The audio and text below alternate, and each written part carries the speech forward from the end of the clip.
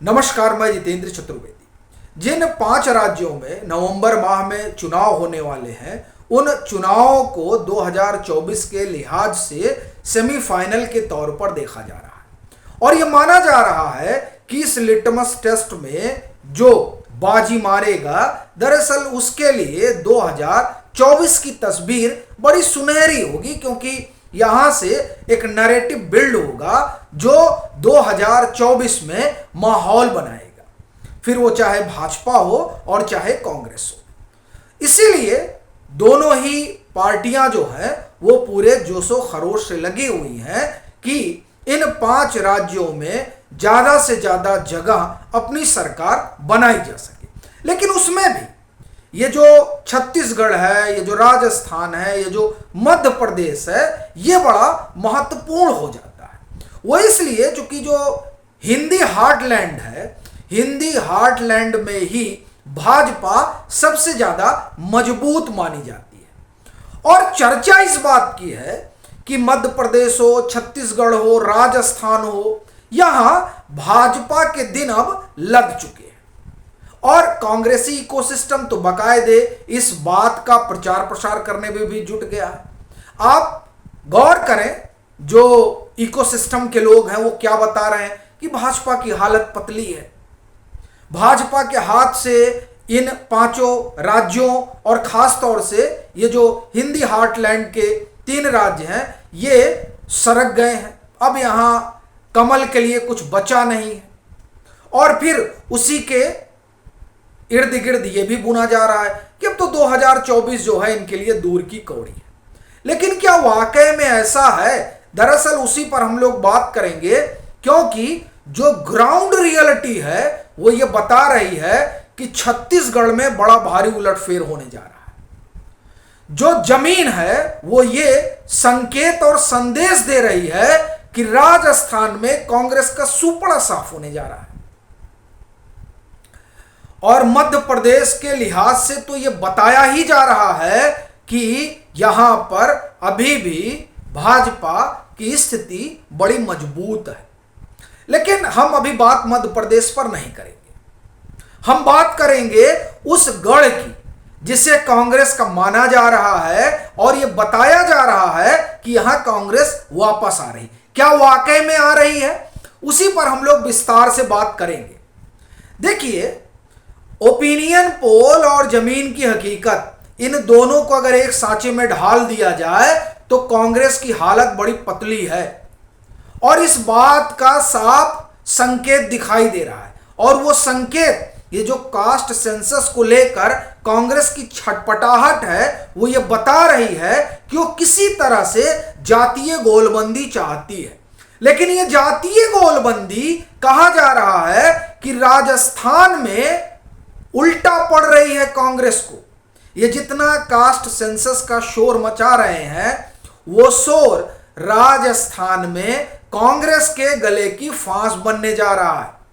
और इसीलिए वहां पर सर्वे भी बता रहा है कि प्रचंड बहुमत आ रही है और जमीन भी बता रही है कि कांग्रेस वहां से जा रही है और भाजपा सरकार बना रही है। देखिए, ओपिनियन पोल में 127 से 137 सीटें दी जा रही हैं 200 में। जो इनका अपना इंटरनल सर्वे है उसमें 150 ये पा रहे हैं।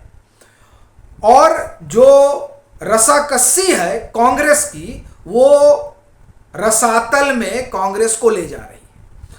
हालांकि ऐसा नहीं है कि भाजपा में गुटबंदी गोलबंदी नहीं है, लेकिन उसको डाइल्यूट करने के लिए भाजपा ने मध्य प्रदेश वाला मॉडल राजस्थान में अपनाया है, यानी दिग्गज चेहरों को उतार दिया है, जो सांसद हैं उनको मैदान में भेज दिया है और किसी को चेहरा नहीं बनाया। इस तरह से जो गुटबाजी है उसको दरकिनार किया है। और जो वसुंधरा फैक्टर है, जिसको बड़ा बढ़ा चढ़ाकर कम से कम कांग्रेसी को सिस्टम और लेफ्ट लिबरल कबाल पेश कर रहा है, ऐसा लगता है कि उसका कोई खास असर है नहीं।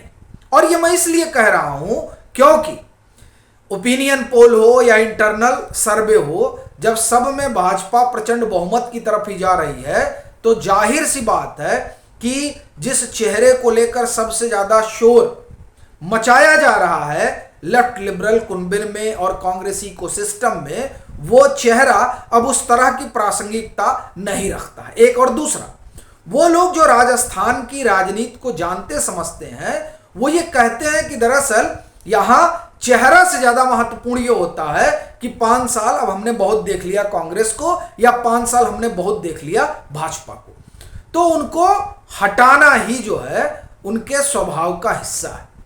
तो इसलिए भी वहां बदलाव होने जा रहा है, और ये बदलाव कांग्रेस के लिए ठीक संकेत नहीं है, क्योंकि कर्नाटक जीतने के बाद कांग्रेस के अंदर जो जीवन वापस आया था और लगा था कि कांग्रेस अब दोबारा वेंटिलेटर से उठेगी, वो ये जो ओपिनियन पोल है राजस्थान का, वो ऐसा लग रहा है कि कर्नाटक की जीत और राजस्थान की हार दोनों बराबर कर देगा। वहां कांग्रेस की प्रचंड जीत होती है कर्नाटक में, और अगर राजस्थान में जो ओपिनियन पोल है और जो जमीन है उसी लिहाज से 3 तारीख को नतीजे आए तो कांग्रेस सदमे में चली जाएगी। और बड़ा चीज है इंडिया का फिर क्या होगा, ये जो इंडी गठबंधन इन लोगों ने बना रखा है उसका क्या हाल होगा। ये तो चर्चा हमने की राजस्थान, छत्तीसगढ़ में तो हालत और बुरी होने जा रही है। वो छत्तीसगढ़ जहां कहा जा रहा था कि अब कांग्रेस का सूरज डूबेगा नहीं, पता चल रहा है कि जा रहा है, हाथ से सरक रहा है। क्यों सरक रहा है? उसका सबसे बड़ा कारण जो है वो कांग्रेस के भीतर की रसाकसी है।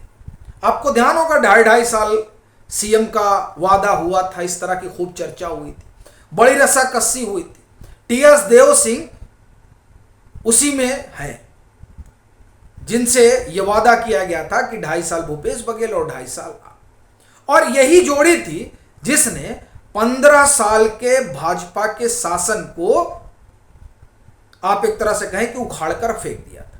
उस जोड़ी में से माना जा रहा है कि टीएस देव सिंह अब बाहर है।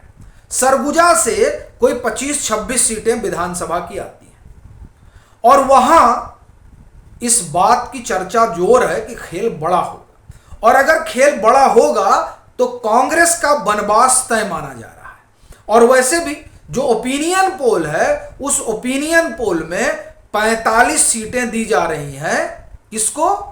भाजपा को, और 51 सीटें दी जा रही हैं कांग्रेस को।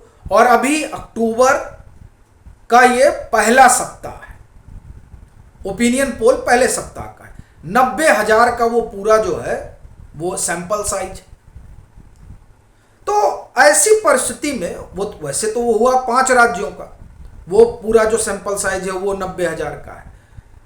लेकिन छत्तीसगढ़ में अगर आप देखें तो जिस तरीके से गाजे बाजे के साथ बताया जा रहा था ना कि कांग्रेस की वापसी हो रही है, तो यहाँ जो कांग्रेस के भीतर की रसाकसी है, और दूसरा नरेंद्र मोदी का जो चार्म है, ये जो बिलासपुर में उनकी सभा हुई थी, वो सभा ये बता रही थी कि छत्तीसगढ़ में परिवर्तन का संकेत दिखाई दे रहा। और फिर सीओटर का सर्वे, भाई देखिए 6 सीटों का फर्क है, 45 और 51। अब ये 6 सीटें कब बदल जाए कहा नहीं जा सकता, अभी भी 1 महीना है। और छत्तीसगढ़ में 2 चरणों में चुनाव होने हैं, 7 और 17, तो पूरा महीने भर का समय है। और जिस तरीके से कांग्रेस की अपनी अंदरूनी रसाकसी है, उससे तो ये साफ संकेत मिल रहा है कि छत्तीसगढ़ और राजस्थान दोनों कांग्रेस के हाथ से सरक रहा है। ऐसी परिस्थिति में 2024 के लिहाज से कांग्रेस का क्या होगा, ये अपने आप में बड़ा सवाल है। आपकी अपनी क्या राय है जरूर साझा करें। मतांतर से नहीं जुड़े हैं तो जुड़े, वीडियो को लाइक करें और खूब शेयर करें।